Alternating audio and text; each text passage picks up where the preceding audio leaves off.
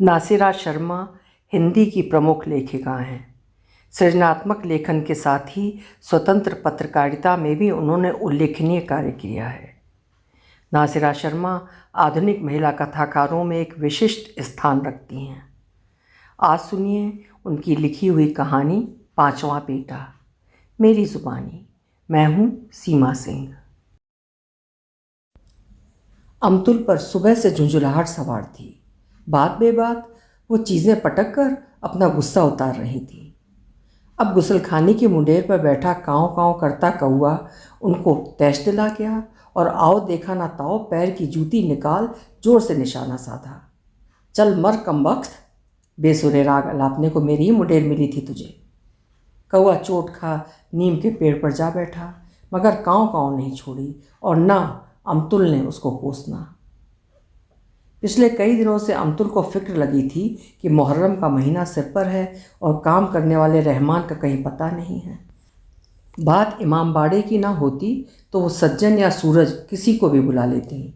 माना कि आने वाले महीने लपलपाती धूप के होंगे, मगर बादलों का क्या ठीक, कब बरसा दें रहमत की बारिश। और अमतुल का सारा बदन इस ख्याल से गनगना उठा कि सजे ताजिया और अलम का क्या हाल होगा पानी से भीग कर।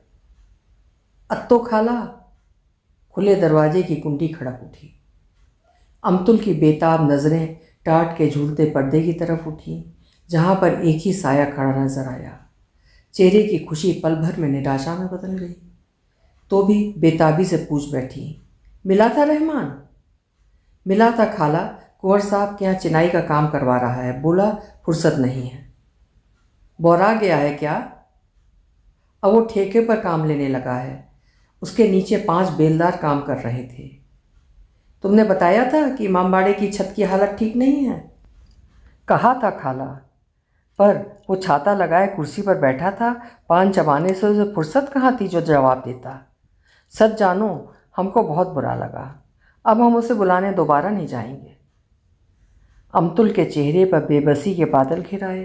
दिल में हुक उठी कि 4 पहाड़ से लड़के जनकर भी उन्हें कौन सा सुख मिला। किसी भी लड़के को न माँ की फिक्र है, न दीन व मजहब की। बस नौकरी करे जा रहे हैं।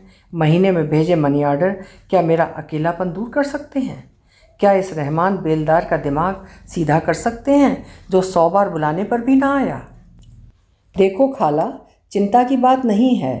हम काम करने को तैयार हैं, जब ज़रूरत पड़े बुला लेना। इतना कहकर सुलाखी चला गया। वो इससे ज़्यादा कुछ कह भी नहीं सकता था। उसे बचपन से पता था कि खाला को उसका पड़ोस भाता है, मगर इमामबाड़े में हाथ लगवाना अच्छा नहीं लगता है। अपने में कुड़ती अमतुल छुट्टे पायजामे में हिलती डुलती इमामबाड़े की चौखट पर पहुंची और उसके किवाड़ खोले। चूहों ने बल्लियों में घुड़दौड़ मचा, कुछ मिट्टी के टुकड़े नीचे गिराए। कमरे की बत्ती जला उन्होंने सूने इमामबाड़े को देखा। तखत पर मिट्टी के ढेलों के साथ चूहों की गंदगी पड़ी थी। कोने से फूल झाड़ू उठा, उन्होंने तखत बटोरा और कूड़ा कागज़ के टुकड़े में उठा चूहों को जी भर सलामतें सुनाई। झाड़ू फिरे, जाने क्या कुतरने यहाँ आते हैं। चालाक ऐसे कि चूहेदानी की रोटी देख मुंह फेर लें। अमतुल को अरमान था कि इमामबाड़े और दालान की छत पक्की हो जाती। पहले हाथ तंग था, ऐसी बातें सोच भी नहीं सकती थी। लड़कों ने हर बार माँ से वायदा किया, मगर पिछले 5 वर्षों में से कोई भी ऐसे मौसम में माँ से मिलने नहीं आया जब छत डली जा सकती थी। बात अगले मौसम के लिए टल जाती थी। इस बार खुद हिम्मत की तो निगोड़ा रहमान बेलदार ठेकेदार बन बैठा। कैसी अनहोनी बातें सुनने में आती हैं। चारों तरफ अरसे से ऐसी कोई बात उनके कान में नहीं पड़ी जो मुनासिब लगती है और जिसको सुनकर उनका जी खुश हो जाता। कमरे का दरवाज़ा बंद कर कुंडी लगा अमतुल बाहर आई। कूड़े की पुड़िया फेंक हाथ धोने बैठी तो उंगलियों पर हिसाब लगाया कि अब तो मरम्मत का वक्त भी नहीं बचा है। हिसाब से मुहर्रम के चांद को परसों हो जाना चाहिए। हाथ पोंछ दालान के कोने में रखा लकड़ी का बड़ा बक्सा खोला और धूप में पड़े खटोले पर बकस से निकाली गठरी खोल दी।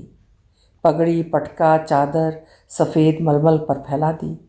अब अमतुल का दिल इमामबाड़े की सजावट की तरफ मुड़ गया था। मन ही मन उन्होंने फैसला ले लिया था कि अब वो किसी के आसरे बैठने वाली नहीं हैं। खुद चूना भिगोएंगी और जहाँ तक हाथ जाएगा कमरा पोत लेंगी। आखिर सरफराज की लड़कियों ने मिलजुल कर पिछली मुहर्रम में पूरा घर नहीं पोत डाला था। मुहर्रम का चांद हो गया था। औरतों ने चूड़ियाँ बढ़ा, नाक की कील छोड़, कान, गले, पैर, हाथ के सारे जेवर उतार दिए थे। तसलों में हरा काला रंग घुल गया था, जिसमें कपड़े रंग रंग का अलगनी पर फैलने लगे थे। अमतुल की मदद करने बड़ी बहन शाहिदा की पोती रौनक कानपुर से आ गई थी। अब दोनों दादी पोती इमाम बाड़े को धो पोंछ कर तखत पर बिछी सफ़ेद चादर पर जरी रख रही थीं। उसके छोटे दरों और खिड़कियों पर कुमकुमें लगा रही थीं। लकड़ी के डंडे पर उभरी खूंटियों पर अलम लगा उसकी गर्दन पर पटका लगाते हुए पोती ने दादी से पूछा, दादी आपने ये सब बनाए हैं? कभी दादी जवान थी, पटापटी, जाली और लचके का काम चुटकियों में कर डालती थीं। अब की लड़कियों को ना कोई शौक़ है ना उमंग, बस किताबें खोले बैठी रहती हैं। चांद रात थी। इमाम बाड़ा सजना ज़रूरी था। उसके बाद मातम होना था, जिसके लिए उन्होंने सलमान हलवाई के यहाँ से 2 किलो बालूशाही दोपहर को ही मंगवा ली थी, वरना शाम तक तो उसकी दुकान पर लूट मच जाती है। मक्खियों तक को मिठाई का दाना नसीब नहीं होता है। पटकों और ताबूत की चादर में इत्र लगा अमतुल ने सजे इमाम बाड़े को नज़र भर देखा और कमरे से बाहर निकल दरवाज़ा फेर दिया। अब दालान में फर्श बिछाना बाकी था। काम से निपट कर दोनों ने खाया। फिर अमतुल ने पानदान खोल भुने नारियल, छालियाँ, धमियाँ और लौंग की पुड़ियाँ बांधना शुरू कर दी। 2 माह न सही, कम से कम 10 दिन तो आदमी हुसैन का गम मनाए और पान से होंठ मुँह लाल न करे। पुड़िया बांधते बांधते अमतुल को एकाएक ध्यान आया कि कहीं बादल टप टप बूंदे बरसाने आ गए तो।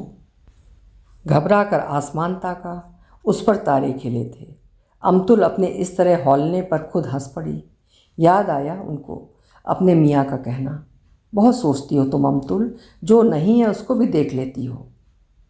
दादी मैं तैयार हूँ, चोटियाँ गूंथ, पोती बोली। बस उठती हूँ, कहकर अमतुल ने नन्ही नन्ही पुड़ियों से भरी छोटी सी पीतल की ट्रे उठाई और दालान में बिछे फर्श के बीचों बीच आने वाली बीवियों के लिए रख दी। टॉर्च लेकर दोनों दादी पोती घर से निकली। सुलाखी बेलदार के घर के सामने से गुजरती हुई अब ज्योति कहारिन के घर के पास पहुंची तो उन्हें आता देख रमज़ान के इक्के की घोड़ी हमेशा की तरह जोर से हिनहिनाई और इससे पहले कि अमतुल अपना छुट्टा पायजामा समेटती उन पर पेशाब की छींटें पड़ चुकी थीं। दोनों दादी पोती खिसियाई घर लौटीं और आधा धड़ गोता कर दूसरे कपड़े पहन फिर निकलीं। इस बार सीधे न जाकर पानी की टंकी के पीछे से चक्कर काट बतूल बेगम के घर पहुंची। मातम जोरों पर था। या हुसैन की आवाज़ बाहर तक आ रही थी। जब वे आंगन में पहुंची तो दूसरा नौहा शुरू हो गया था।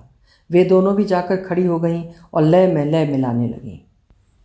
आग बरसाती दोपहर में हरा काला कपड़ा पहने औरतें, बच्चे, लड़कियां एक घर से दूसरे घर मजलिस में शरीक होती। औरतें पसीना और आंसू पोंछती, फिर बर्फ़ का पानी पीकर पंखे में लेट जाती। कमर सीधी कर फिर अगली पड़ोसन के घर जमा होती, भर्राए गले से बातें करती। 5वीं मुहर्रम तक आवाज़ इस काबिल नहीं रह जाती थी कि सुनने वाला मर्द औरत की पहचान करता। फिर बात भी अहम थी कि साल भर में यही एक मौका था जब औरतें खुलेआम ढलती रात को घर वापस आती, आपस में मिलकर दुखड़े कहती और सुनती। जब हदीस शुरू होती तो करबला के दर्दनाक बयान को सुनकर उनके अंदर दबा दर्द का लावा फूट पड़ता। हुसैन के नाम पर जानू पीट पीट कर रोती और वो सब कुछ आंसुओं में बहा देती जो साल भर से अंधा कुआं समझ अपने दिल में डालती रही थीं। आज 9वीं मुहर्रम थी। अमतुल आज के दिन खान पर 5 बख्श की नज़र करवाती थी। सुबह से हलवा, पुलाव, कबाब, कोरमा पकाने में लगी थीं। शीरमाल और खमीरी रोटी के लिए वो नान बाई को कहलवा चुकी थीं। गर्मी के तपते महीने में बावर्ची खाने में पसीने से डूबी अमतुल सूजी भून रही थी कि एकाएक ठंडी हवा का झोंका सारे बदन में सिहरन भर गया। अमतुल ने राहत की सांस ली, मगर जब ये हवा बराबर उनके पसीने को सुखाने लगी तो उन्होंने मुड़कर देखा। शाम उतर आई थी। 7 बजे नज़र होगी। उनके हाथ जल्दी से पतीले में पड़े कफगीर को घुमाने लगे। तभी बिजली सी चमकी और बादल गरजा। इलाही खैर करना। गरम पतीली चूल्हे पर से उतार अमतुल जले पैर की बिल्ली की तरह बदहवास दर पर आन खड़ी हुई। दोपहर की गर्मी और फिर अंधड़ ने जाने कहाँ से काले काले मेघ बुला लिए थे। अमतुल को तो काटो खून नहीं, एक टक आसमान को ताकती खड़ी रह गई। अंदर से हर धड़कन जैसे पूछ रही हो, अब क्या होगा, अब क्या होगा। आज का दिन गुजर जाने दो माबूद, कल जितना चाहे बरसना। आज नबी की शब है, हुसैन एक दिन के मेहमान हैं। कल सुबह तो इमाम बाड़ा बढ़ाना है। तुझे तो मेरे प्यारे हुसैन की प्यास की कसम है। कहती हुई अमतुल वहीं आंगन में दो जानू हुई, फिर सिजदे में गिर पड़ी। टप टप मोटी मोटी बूंदें उनके काले दुपट्टे से ढके सिर और पीठ पर गिरने लगी। अमतुल तड़प कर उठी और शिकायत भरी नज़रों से उन्होंने आसमान को ताका। खामोशी पल भर में आंसू बनकर आंखों से टपकने लगी।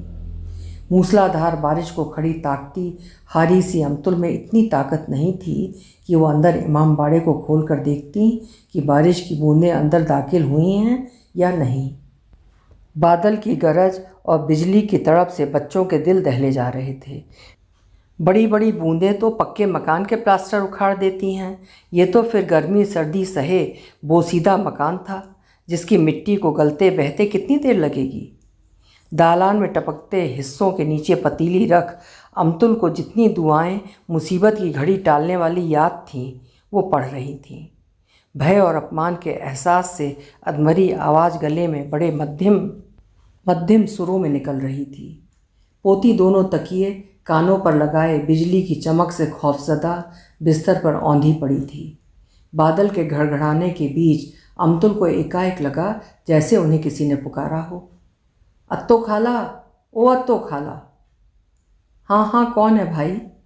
दुआ जल्दी से ख़त्म कर उन्होंने खड़े होते हुए पूछा। हम सुलाखी इमामबाड़े की छत पर तिरपाल डाल रहे हैं। इधर से दबा दिया है, इधर से खंभे में बांधना है। अब परेशानी की कोई बात नहीं है। सुलाखी इमामबाड़े की छत पर? अमतुल के सारे बदन के रोंगटे खड़े हो गए। मुँह ही मुँह में बड़बड़ाई, ये क्या कर डाला इस सिरफिरे ने? मेरी मिट्टी पलीत कर दी, दीन दुनिया तबाह कर डाली। चलो, एक चिंता खत्म हुई, सुलाखी ने दूसरी तरफ से निबट कर कहा। फिर हाथ आकाश की ओर उठाकर जोर से चीखा, खूब बरसों झमाझम ऊपर वाले, प्यासी धरती दुआ देगी। तू क्यों चढ़ा था वहाँ? किसने कहा था? अमतुल पर गुस्से का दौरा पड़ चुका था। सुलाखी जो इधर उतरता तो कौवे की तरह उसे एक नहीं दो चप्पलों की चोट याद आ जाती, मगर वो छत पर खड़ा छोटे से इमामबाड़े को भीगने से बचाने की कोशिश में जुटा पानी बिजली से मुकाबला कर रहा था। उस तक अमतुल की आवाज़ नहीं पहुंच रही थी। तूफान घंटे भर बाद ठहर गया, मगर अमतुल का दिल शंकाओं से भर गया। सारी रात पलक नहीं झपकी। पाक नापाक का बस बसा उसे घुलाने पर तुला था। अल्लाह अल्लाह करके पौ फटी, मगर बूंदाबांदी नहीं रुकी। इमाम बाड़ा बढ़ाना था, आशूरे का दिन था, चूल्हा जलना नहीं था, ना हलक से कुछ उतरना था। कब तक और कितनी दुआएं पढ़ती अमतुल? सो मजबूर होकर इमाम बाड़ा बढ़ाने उठी। 10 बजे ताज़िया दफन होना है। सुलाखी की नादानी और अपनी मजबूरी खुदा से कहती इमाम बाड़े तक पहुंची, और इस ख्याल से उन्होंने दरवाज़ा खोला कि कमरे में घुटनों तक पानी भरा होगा, जरी भीग कर उसमें तैर रही होगी, और पटका अलम भीगा पोंछा कूटियों से लटक रहा होगा। उन्होंने बंद आंखें खोली और धक से रह गईं। लोबान की महक से इमामबाड़ा भरा था। अलम जगमगा रहे थे, पटके सूखे थे, जरी की पन्नियाँ उसी तरह सही सलामत झिलमिला रही थीं। अमतुल गदगद हो उठी। इमामबाड़े की बलाएं ले हाथों की उंगलियां कनपटी के पास ले जाकर फोड़ी और जरी को चूम कर बोली, मौला तेरी कुदरत के सदके तूने अपनी इस बंदी की लाज रख ली। दादी, वंडरफुल दादी। सुलाखी के तिरपाल ने सब कुछ बचा लिया। पोती इमामबाड़े में दाखिल हो खुशी से चहकी, क्योंकि पानी से भरी पतीलियों को फेंकते फेंकते वो कल से बोर हो चुकी थी। उस नामुराद का नाम मत लो मेरे सामने, अमतुल ने पोती को झिड़का। उनका दिल खुदा के कहर से सहमा हुआ था। बंदों की गलतियों की सज़ा तो ऊपर वाला देता है। दादी, एक तो उसने काम किया और आप हैं कि? पोती ने मुरझाए गजरों को उतारते हुए हैरत से पूछा। तुम अपने बाप वाली बात मुझसे ना करना। दोस्ती प्यार अपनी जगह, दीन ईमान अपनी जगह। अमतुल ने जरी पर पड़ी खाक को कागज़ पर समेटते हुए कहा। आपका गुस्सा रहमान पर है या सुलाखी पर? पोती ने पटके तय करते हुए पूछा। दोनों पर। यानी कि एक की नेकी और दूसरे की लापरवाही को आंकने का आपके पास एक ही पैमाना है दादी? पोती ने हैरत से पलकें झपकाई।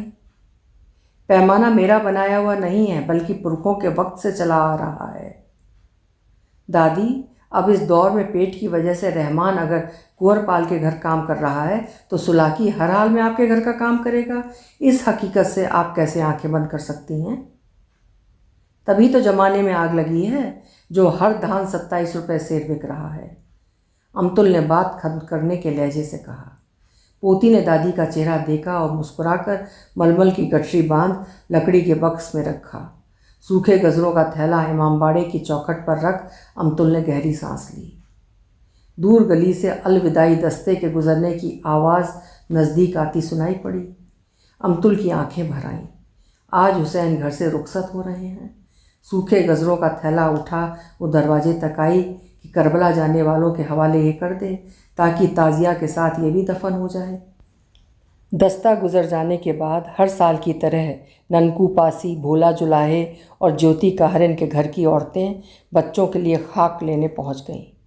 अमतुल ने पुड़िया खोलकर चुटकी भर भर लोबान और अगरबत्ती का गुल उनमें बांटा, जो किसी ने बच्चे को चटा, खुद माथे सीने पर लगाया, किसी ने उसे कागज़ पर संभाला। सुलाखी के बेटवा के लिए भी दे दो खाला, ज्योति काहरन की बहू बोली। क्यों, उसके बहू के पैरों में मेहंदी लगी है क्या? रूठे स्वर से अमतुल बोली। खाला की बात, बूढ़ी पासिन हंस पड़ी। अरे खाला, उसका हाल बेहाल है। रात को कहर टूटा था, उसी में भीग गया, जाने कहाँ काम पर गया था, अब बुखार से तप रहा है। कहती तो ऐसे हो जैसे चना डाल दो तो भुन जाए। कहने को सख्त बात अमतुल कह तो गई, मगर चढ़ी तेवरी ढीली जरूर पड़ गई। मगर एकाएक दिल में हौल समाई कि कहीं सुलाखी की बेअदबी की सज़ा तो नहीं भुगतनी पड़ेगी। पोती ने गहरी नज़रों से दादी को ताका, जहाँ तनी कमान टूटने का भाव नाच रहा था। औरतें खाक लेकर चली गईं।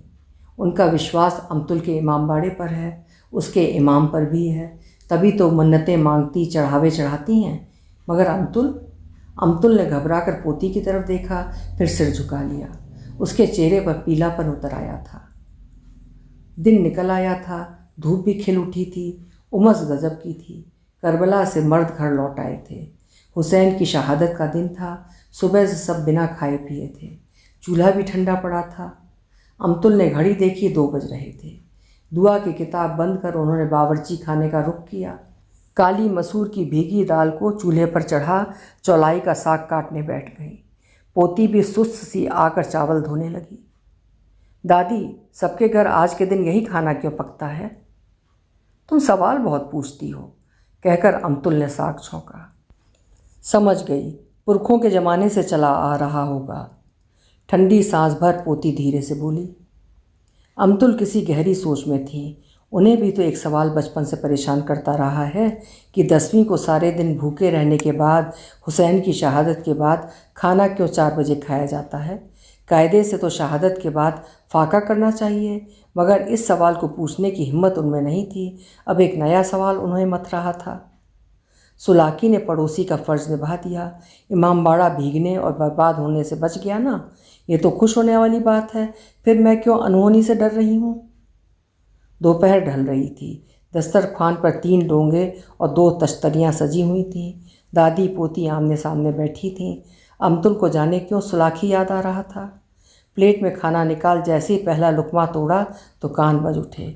खाला, अब तो खाला, अब परेशानी की कोई बात नहीं है।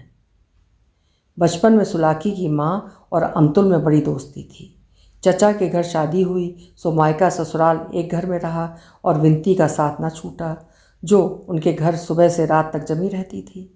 बिनती ब्याह के साल भर बाद जब विधवा होकर मायके लौटी तो फिर गुइयापा दर्द का रिश्ता बना बैठा। जब बिनती को सांप ने काटा उस वक्त सुलाखी 6 महीने का था। उनकी गोद भी हरी थी, स्तन दूध से भरे थे। रात को जब बिनती की चिता ठंडी पड़ी तो हलकान होते सुलाखी को वो नहीं देख पाई थी और बिना सोचे समझे गोद में लेटा उसका पेट भरा था। अपने बेटे का पेट काट वो रात को सुलाखी को गोद जरूर लेती, मगर गरीब का बेटा जल्दी ही रोटी खाना सीख गया। बिनती के मरने के बाद वो भी विधवा हो गई। कस्बे के स्कूल में पढ़े चारों लड़के शहर में नौकरी पा गए और वहीं के हो गए। अब हाके पुकारे को बचा था सखी का लड़का सुलाखी। मुंह की तरफ बढ़ा निवाला वापस अमतुल ने प्लेट में रख दिया। उनका दिल बिगड़ने लगा। कुछ देर चुपचाप बैठी रहीं, फिर बटुआ बगस से निकाल पुड़िया ले आगे बढ़ी। खाना छोड़कर कहाँ जा रही हैं दादी?